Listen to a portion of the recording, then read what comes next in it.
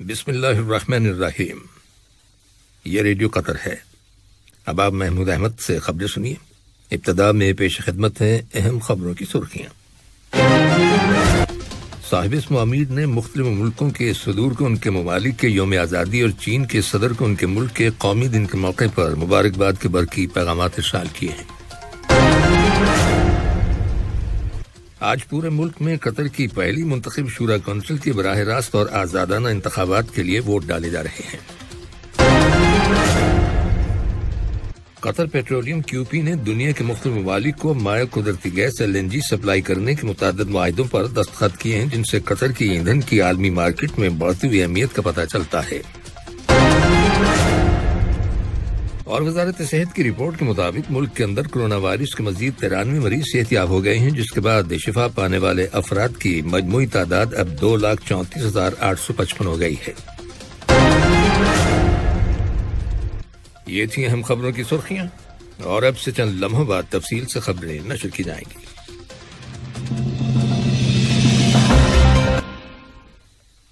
لیجیے اب آپ تفصیل سے خبریں سنیے۔ صاحب اسم امیر شیخ تمیم بن حمد آل ثانی نے جمہوریہ پالاؤ، جمہوریہ قبرص اور وفاقی جمہوریہ نائجیریا کے صدور اور توالو کی گورنر جنرل کو ان ممالک کے یوم آزادی کے موقع پر مبارکباد کے برقی پیغامات ارسال کیے ہیں۔ صاحب اسم امیر شیخ تمیم بن حمد آل ثانی نے عوامی جمہوریہ چین کے صدر کو بھی ان کے ملک کے قومی دن کے موقع پر مبارکباد کا برقی پیغام روانہ کیا ہے۔ نائب امیر شیخ عبداللہ بن حمد آل ثانی نے بھی جمہوریہ پالاؤ، جمہوریہ قبرص، وفاقی جمہوریہ نائجیریا کے صدور اور توالو کی گورنر جنرل کو ان کے ممالک کے یوم آزادی کی مناسبت سے اور عوامی جمہوریہ چین کے صدر کو ان کے ملک کے قومی دن کے موقع پر مبارکباد کے برقی پیغامات روانہ کیے ہیں۔ اسی طرح وزیر اعظم اور وزیر داخلہ شیخ خالد بن خلیفہ بن عبدالعزیز آل ثانی نے جمہوریہ قبرص، وفاقی جمہوریہ نائجیریا اور جمہوریہ پالاؤ کے صدور اور توالو کی وزیر اعظم کو ان ممالک کے یوم آزادی کے موقع پر مبارکباد کے برقی پیغامات روانہ کیے ہیں۔ وزیر اعظم اور وزیر داخلہ نے عوامی جمہوریہ چین کے وزیر اعظم کو بھی ان کے ملک کے قومی دن کے موقع پر مبارکباد کا برقی پیغام ارسال کیا ہے۔ آج پورے ملک میں قطر کی پہلی منتخب شورا کونسل کے انتخابات کے لیے ووٹ ڈالے جا رہے ہیں۔ یہ ملک کے اندر ہونے والے پہلے براہ راست اور آزادانہ الیکشنز ہیں، جن کے ذریعے آئندہ شورا کونسل کا انتخاب عمل میں آئے گا۔ شورا کونسل کے 30 ممبران ان آزادانہ الیکشنز کے ذریعے منتخب ہوں گے، جبکہ 15 ممبران تعینات کیے جائیں گے، اور یوں اس شورا کونسل کے ممبران کی کل تعداد 45 ہوگی، جو قانون سازی، مجلس عاملہ کے ممبران کی کارکردگی کا جائزہ لینے کے علاوہ اور عوام کے مسائل کو ان کی امنگوں کے مطابق حل کرنے کے فرائض انجام دیں گے۔ نئی شورا کونسل کا ایک سیشن سال کے 8 مہینوں پر مشتمل ہوگا، اور صاحب اسم امیر شیخ تمیم بن حمد آل ثانی ہر سال ماہ اکتوبر میں شورا کونسل کے نئے سیشن کا اجلاس طلب کریں گے۔ صاحب اسم امیر بذات خود یا ان کی جگہ کوئی دوسری اہم شخصیت اجلاس کا افتتاح کرے گی۔ قطر پیٹرولیم QP نے دنیا کے مختلف ممالک کو مائع قدرتی گیس LNG سپلائی کرنے کے متعدد معاہدوں پر دستخط کیے ہیں، جن سے قطر کی ایندھن کی عالمی مارکیٹ میں بڑھتی ہوئی اہمیت کا پتہ چلتا ہے۔ جن ممالک کے ساتھ معاہدے کیے گئے ان میں چین بھی شامل ہے۔ قطر پیٹرولیم نے چین کے ساتھ 3.5 ملین ٹن سالانہ LNG سپلائی کرنے کے 15 سالہ ایگریمنٹ پر دستخط کیے ہیں۔ LNG کی سپلائی جنوری سن 2022 سے شروع ہوگی۔ اس کے علاوہ قطر پیٹرولیم نے نارتھ فیلڈ ایسٹ پروجیکٹ کو ڈیولپ کرنے کے لیے 28.75 بلین ڈالرز کے ایک معاہدے پر بھی دستخط کیے ہیں۔ واضح ہے کہ نارتھ فیلڈ پروجیکٹ دنیا کا سب سے بڑا LNG پروجیکٹ ہے۔ قطر ایئر ویز نے اعلان کیا ہے کہ اس نے سعودی عرب کے شہر مدینہ کے شہزادہ محمد بن عبدالعزیز بین الاقوامی ایئرپورٹ کے لیے 1 اکتوبر سے ہفتے میں 4 پروازیں شروع کر دی ہیں۔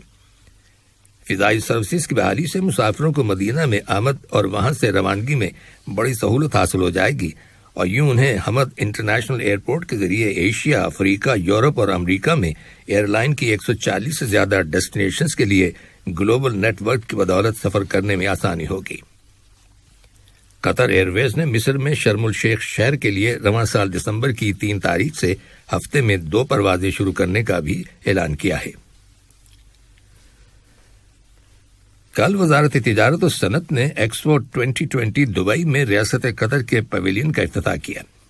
ایکسپو 2020 1 اکتوبر 2021 سے 31 مارچ 2022 تک جاری رہے گا۔ اس کا سلوگن ہے connecting minds creating the future, یعنی ذہنوں کو جوڑنا، مستقبل کی تشکیل۔ قطر کے پیویلین کا سلوگن ہے قطر دی فیوچر از ناؤ، یعنی قطر کا مستقبل اب سے ہے۔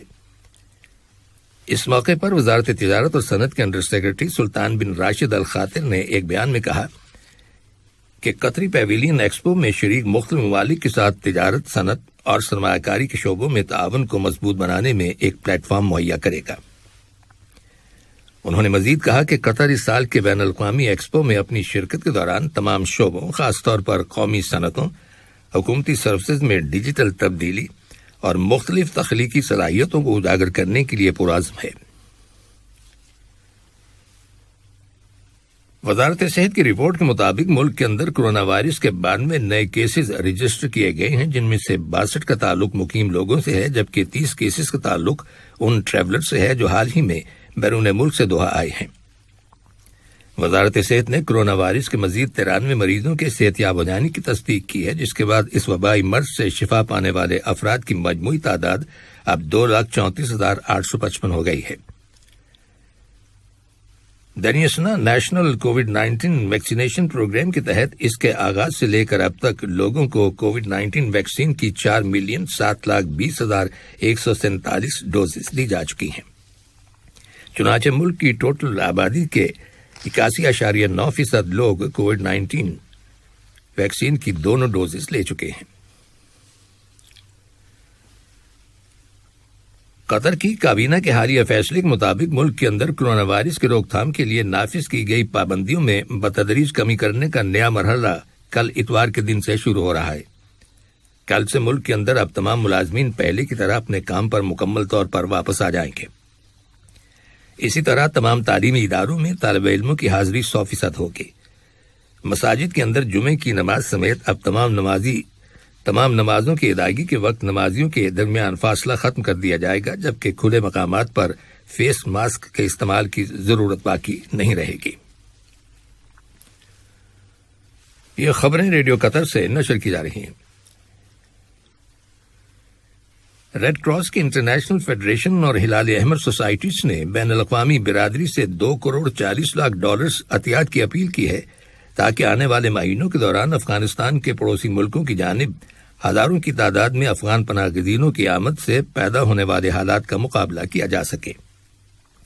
پناہ گزینوں سے متعلق اقوام متحدہ کے ادارے کی ایک رپورٹ میں کہا گیا ہے کہ رواں سال جنوری سے اب تک بیرون ملک جانے والے افغان پناہ گزینوں کی تعداد 30,000 سے زیادہ ہے۔ ریڈ کراس کی رپورٹ کے مطابق افغانستان میں 1,80,00,000 شہریوں کو زندگی کی بنیادی سہولتیں میسر نہیں ہیں اور ان کی زندگیاں بچانے کے لیے فوری طور پر انسانی امداد کی ضرورت ہے۔ ایران کی فوج نے پڑوسی ملک آذربائیجان کے ساتھ سرحد کے قریب ایک بڑی فوجی مشق شروع کر دی ہے۔ اس فوجی مشق کا مقصد طاقت کا مظاہرہ کرنا ہے۔ یاد رہے کہ آذربائیجان کے اسرائیل کے ساتھ قریبی تعلقات ہیں۔ ایران کے سرکاری ٹیلی ویژن پر فوجی مشق کو ٹیلی کاسٹ کیا گیا، جس میں ٹینکوں، ہیلی کاپٹروں، جنگی ہوائی جہازوں اور توپ خانے نے حصہ لیا۔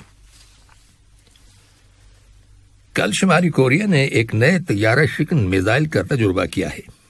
سرکاری میڈیا کے مطابق ایک ہفتے کے دوران یہ دوسرا تجربہ ہے۔ اس سے 2 روز پہلے شمالی کوریا نے ایک نامعلوم ہائپرسونک میزائل کا تجربہ کیا تھا۔ اور رومانیہ کے ایک ہاسپٹل میں آگ لگنے سے 7 افراد ہلاک ہو جانے کی خبر ملی ہے۔ رپورٹس کے مطابق 1 سال سے بھی کم عرصے میں رومانیہ کے ہیلتھ کیئر کی فیسلٹیز میں آگ لگنے کا یہ تیسرا واقعہ ہے۔ رومانیہ کے جنوب مشرقی بندرگاہی شہر کنسٹنٹانا کے اس ہاسپٹل میں لگنے والی آگ پر قابو پا لیا گیا ہے۔ آگ لگنے کی وجہ تاحال معلوم نہیں ہو سکی۔ آخر میں اہم خبروں کی سرخیاں ایک بار پھر سن لیجیے۔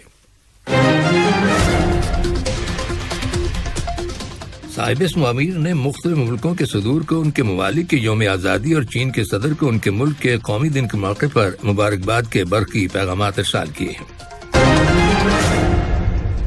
آج پورے ملک میں قطر کی پہلی منتخب شورا کونسل کے براہ راست اور آزادانہ انتخابات کے لیے ووٹ ڈالے جا رہے ہیں۔ قطر پیٹرولیم کیو پی نے دنیا کے مختلف ممالک کو مائع قدرتی گیس LNG سپلائی کرنے کے متعدد معاہدوں پر دستخط کیے ہیں، جن سے قطر کی ایندھن کی عالمی مارکیٹ میں بڑھتی ہوئی اہمیت کا پتہ چلتا ہے۔